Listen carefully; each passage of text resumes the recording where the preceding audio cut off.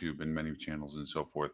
And for that reason, we've been able to get a wonderful engaged audience.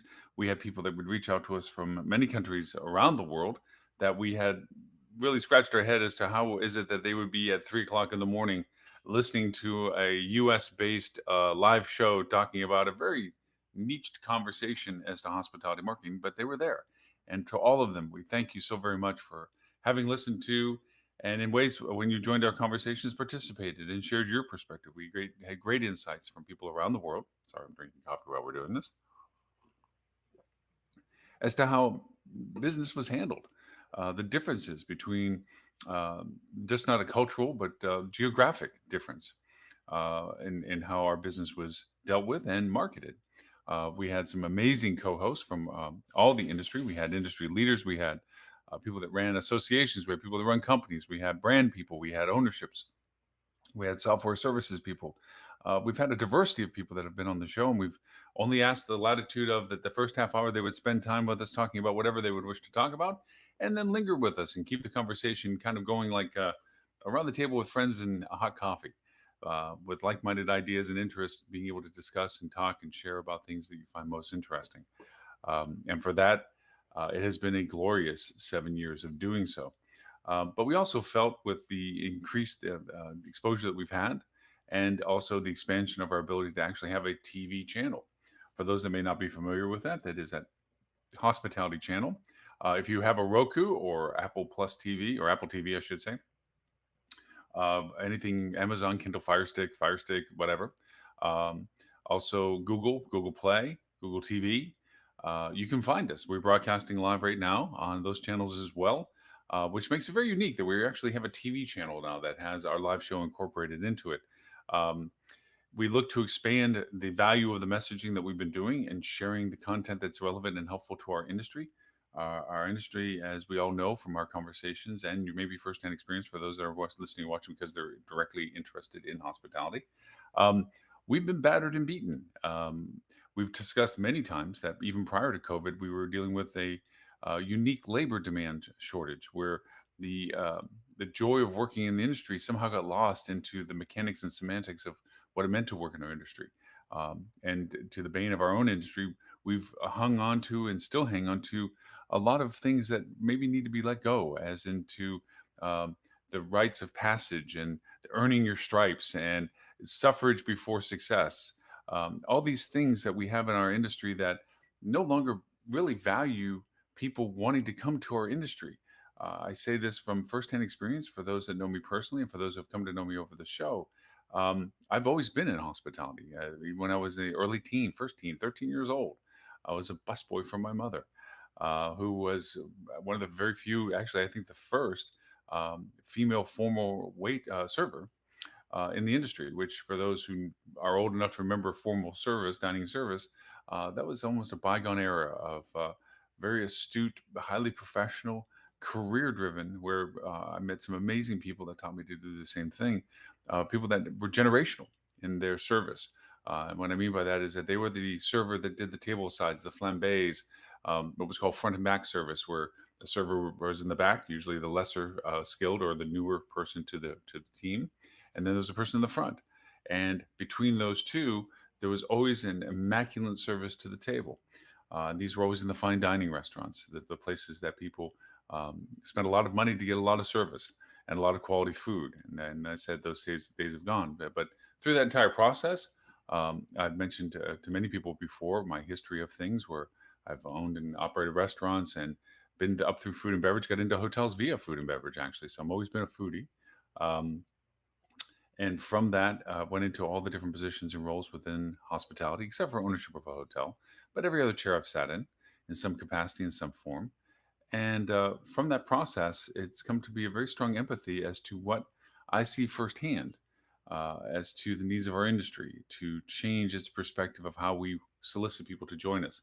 It was always by default that we were one of the early opportunities for people to get a job, whether it's like I was, a busboy or a server or a bartender, and go through that process and either fall in love with the industry and stay with it, or find other means once you graduated from the college that you were bartending for to be there, and then moving on and never getting back to hospitality. But there's a certain joy, heart of the servant that we talk about, that is the core to people in hospitality. The pure joy that you get from a offering of service and service well done, the ability to go over and feel good about thinking about other people's needs and finding means to have that happen as flawlessly as possible. It's an amazing feeling that it's hard to describe for most people unless they know that feeling firsthand. And I feel that our industry has lost that magic of of being able to convey that to people. Um, the joy for me when I used to be food and beverage director or banquet manager or whatever, of pulling off an amazing event that had tons of things go wrong, none of which was seen by the guest. Um, that there's a certain joy to that. There's a certain joy to listening to what somebody wants for their event and making it happen in ways that they didn't expect. I think the adage of over deliver and exceed expectations came from hospitality, and I feel that a lot of that has been lost. So this TV channel was inspired.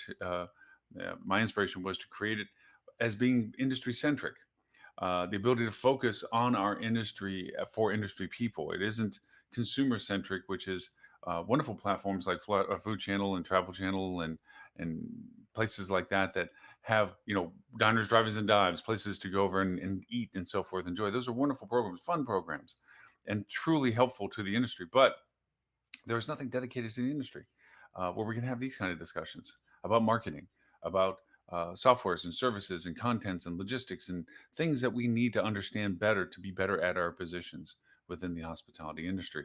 And so that's where the Hospitality TV channel is born. And for that reason, and that reason directly, we started reevaluating this show, where we were therapeutically helping ourselves by having open-ended conversations that last on average 2 hours. We decided it was almost better to go over and say, wonder if we started putting it in context a little bit more, identified more what we're going to talk about, um, identified more of who was showing up rather than just them showing up. We solicited your feedback for all those that listened and watched us, as to what you would like to see different. And pretty much out of all of it, besides hairstyle changes and shirt changes and background changes, there was a consensus of we would like to know what you're going to talk about next. Our time of all has become very busy and consumable, and for that reason, it's nice to know, hey, this Friday is going to be a little hard for me to go listen to the show as much as I love it, unless it's important enough because of something I'm most interested in that they're going to talk about. We never did that before. We would simply open the show, have a few jabs, talk to each other. You felt like you were joining a friendly conversation, which is the enduring quality of what we were doing. And then from that, we began to step into topics, and you would hear us disagree or agree, bring up our points and counterpoints. And people enjoyed and thrived on that. And we don't want to lose that magic from that, but we also want to go over and expand it and make it grow a little bit more and have it more defined so that you can anticipate what it is we're going to be talking about. And also from feedback from everyone, we decided that we'd like to go over and identify who would be our lead hosts as we bring over. Now, we would announce guest hosts all the time, and it was a lot of fun to have amazing talent throughout the industry join us. But for that reason, we also were pretty laissez-faire about it. I was anyway. It was, hey, we're going to have this person on this Friday, and it was only a few days before that. So if you had to make plans to be able to watch the show, it made it more of an interesting. I don't know if I can make it or can make it. So we decided to add two conditions to our new, well, actually three. One is we're going to make the show an hour long, and we've slowly progressed over this in this past month to reduce it down to about an hour. This show will actually be less than that because it's me kind of making the transitional turn of the page, so to speak. Um, it'll be down to an hour, and from the hour, we're going to have a defined host that will be leading the show. I will either turn into just a background moderator, and or if they would like me to participate in their dialogue, I'll be on there as a talking head. They'll be invited to bring in the people that they would like to go over and have on the show with them to discuss the topic that they have decided on. And from that scheduling process, it will begin to roll out and announce to everyone as to what the next show and the next show and the next show will be. You'll have a sense of what the topics will be.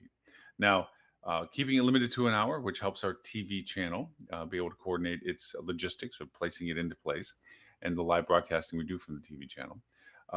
We also will go over and have a designated topic that we'll be able to market in advance. So you'll be able to know weeks ahead of time what the intended topics will be per show.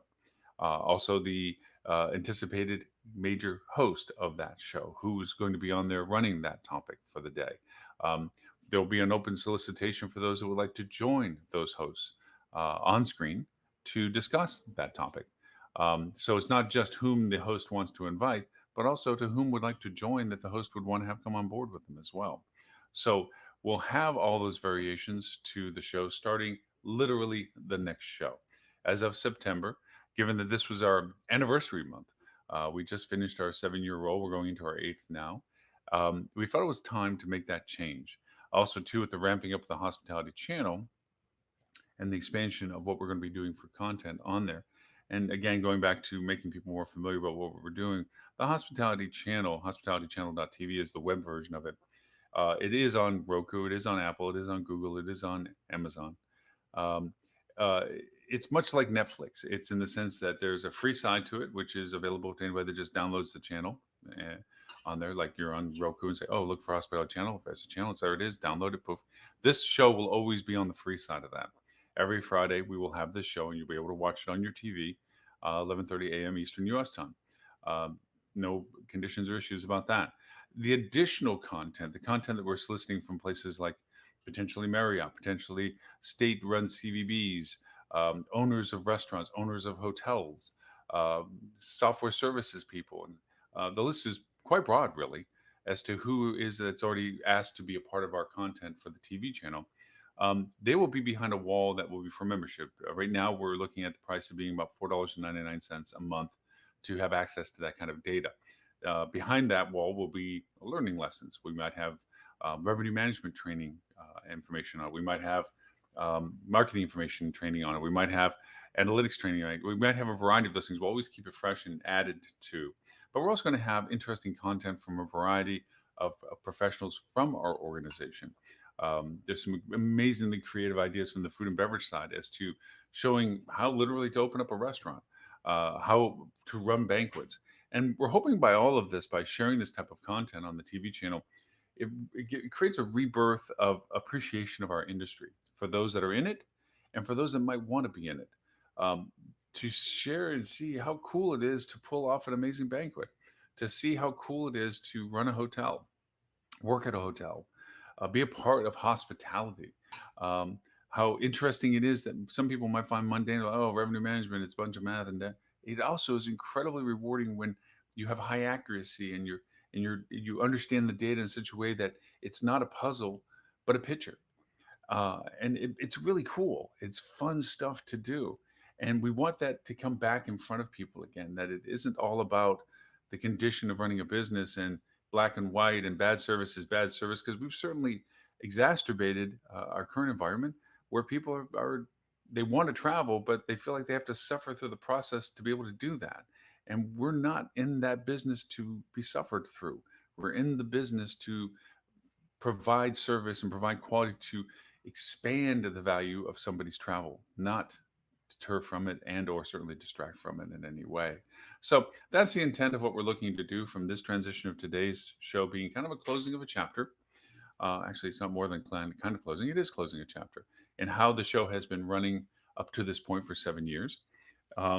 It's turning into starting next show where we will have a new announced host with us. Every week we'll have a new announced host with us so that you'll be able to plan for being able to watch the show. And we'll also have an announced topic. So for the whole week prior to that show, starting tonight, actually, we'll start announcing what next week's show is going to be about. You'll be able to understand whether it's of interest to you, whether you find it to be of purpose. Of course, certainly, as I said, you can catch it on TV. And after we do the live shows, so people understand the logistics of this as well, it will get put into our archive of shows, which is always available at hospitalitychannel.tv. Um, I've made a TV channel online. It's a great software, VI Cloud. We've had it. I've talked about it in my podcast, which we also do. We have 5 podcasts for those that may not be knowing. We have marketing, which I do. We have revenue management with Lily Mockerman. We have Holly Zoba with sales. We have Adele with reputation management. We have Dean Schmidt with MetaSearch, and that is some of them every week and others every 2 weeks.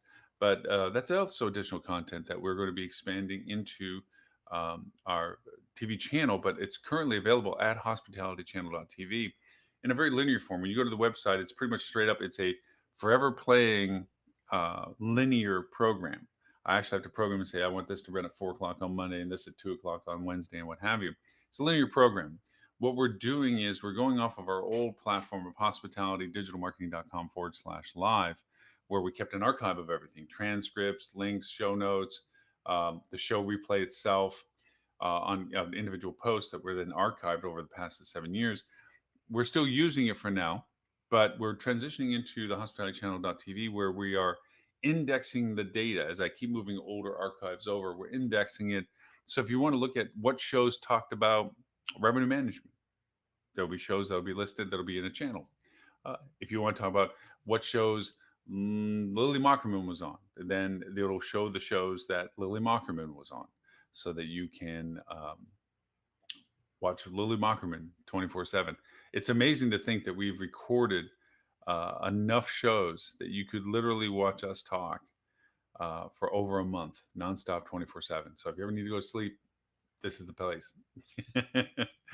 But that web version of ourselves will always be there. Our shows will always be available to general public without having to be paid to see that. The app, which goes along with our TV channel, is actually talktravel.tv. That's a website for it, but you can go on Android and on also Apple iOS and find Hospitality Channel. Now, if you have suggestions as to content that you would like to see introduced into the TV channel, we are very much right now outlining what our content will be for the TV channel.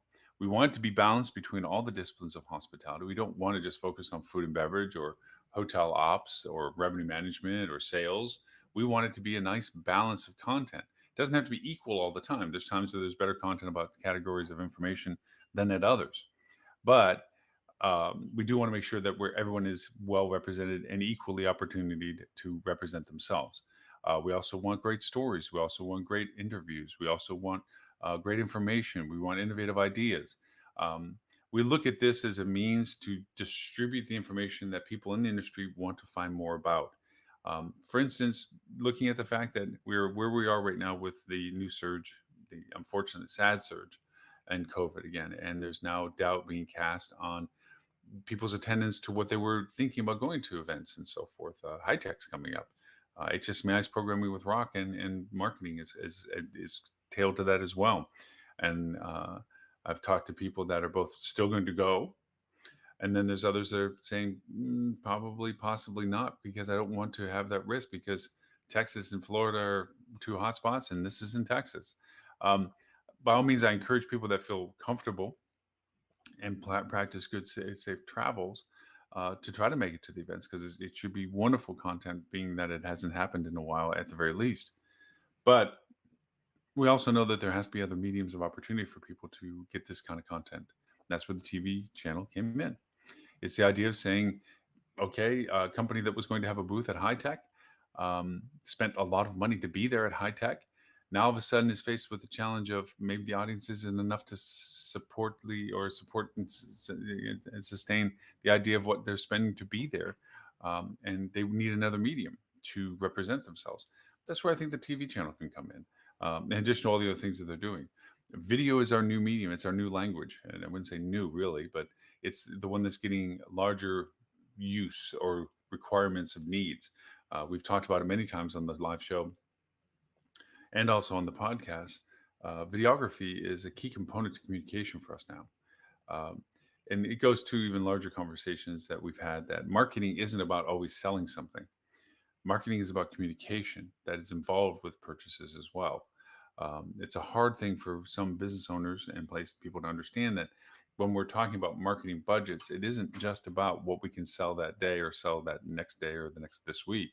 It's really about making sure that people understand what you are and what you're offering, to know whether they're in a position at some point to want it. And that's what the key element of marketing is for. So marketing is awareness. We have many examples in what we see on a daily basis. I mean, I use it all the time when we say used cars or car salesmen are on TV all the time.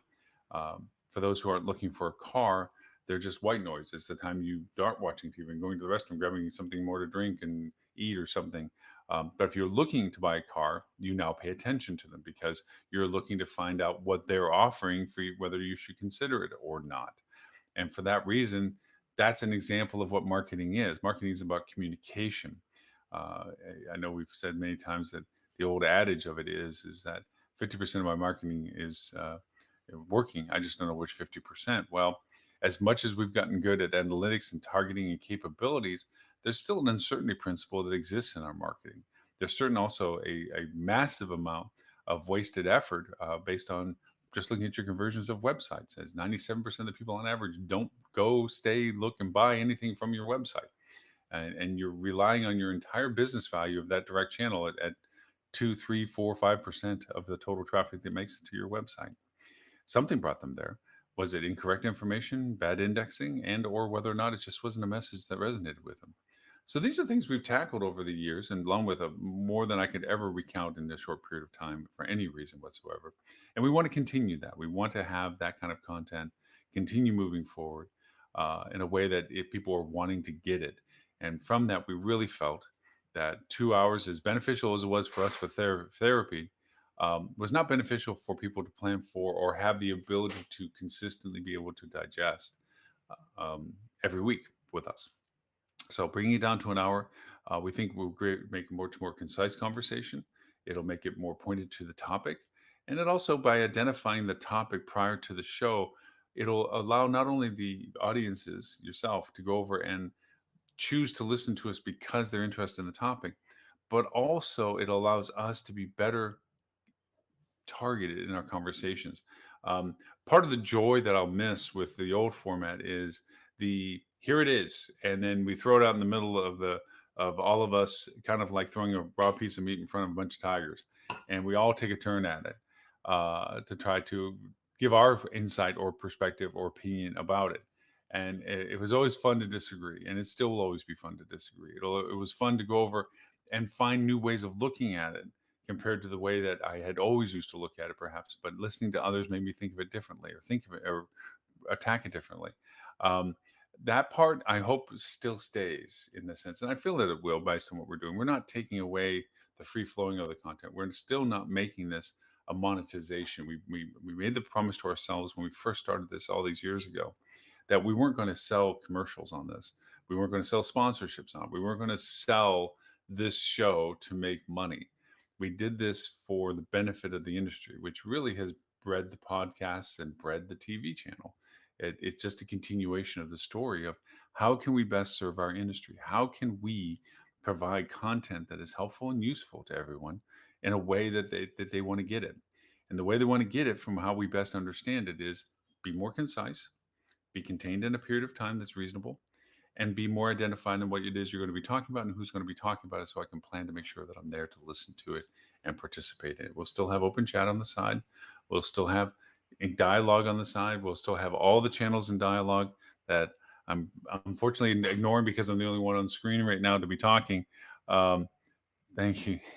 Some nice accolades. Thank you very much. Fun comments. Thank you. For that reason, we look forward to the change and the transition. I'll have to get used to it. I'll probably have to remind myself that an hour is an hour, and that's it. And we'll have to residually over the content if that's necessary, or find some means to get the content if it's still being pursued, or reestablish another show. There's growing pains with this, because if we program too far ahead and something topically comes up that is intriguing, people want more of it, but we've already pre-scheduled ourselves. What do we do then? Honestly, I don't have an answer yet. What happens if something comes up that is industry impactful, huge, but we have a scheduled program that's coming up? How do we do something about that? I would love and welcome everybody's opinions about that and their suggestions about it. I can tell you some of the things we've thought about is there are plenty of people that 11:30 a.m. Eastern was not a good time for them to work, to be able to join us. We have several co-hosts from around the world, actually. That's very painful. Dan Waxman in Hawaii, that's a 5 a.m. per kilo worth of conversation and a cup of coffee, which, by the way, I should have some. We had Trist and Ben out of England challenging for them to be 6:30 in the evening and joining us. Um, we had people that were in Malay and Australia that would love to join us, but that was ridiculous time that they were joining us. So we had lots of opportunities for other variations of people coming join us, but just they couldn't do it in a way that was consistent for their schedule. So because of that, um, we made the changes, and we hope that the changes are solid for everyone and that they appreciate it. We again appreciates everyone's feedback to it, and we hope that uh, everyone continues to join us, continues to share with us their thoughts and their perspectives, and obviously we're welcoming open participation for everyone to come join us on the show at any time that they can, and join the hosts that we will have in cycle representing the show as we do this. So with that, I thank everyone for their time, both historically over the 7 years and now. I hope that you continue to listen to us and watch us on the expanded TV channel as well, and enjoy the content that's being shared and you find it useful and valuable. You can always email me at lauren@hospitalitydigitalmarketing.com if you have any comments or questions. I receive and reply to every email that's sent to me for any of the podcasts and this live show. And also now, as the TV channel begins to form, the TV channel itself as well. So with that, I thank everyone. I'm going to keep this at the half hour that I started with. Really thinking that this was a chance to kind of inform everybody about the transition of the show and what's about to happen with it. And in the hopes that you all get to join us in the coming weeks as normal, 11:30 a.m. Eastern. We will actually have potentially other shows because we'll be doing some recorded conversations with people because of their time zone restrictions. And we'll start including them as additional shows that we'll be telling people about well in advance for them to make scheduled plans to watch them.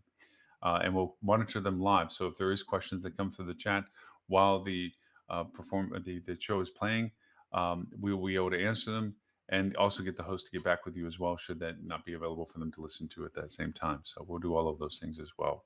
So with that, I thank you always for the privilege of your time and look forward to talking to you all next week.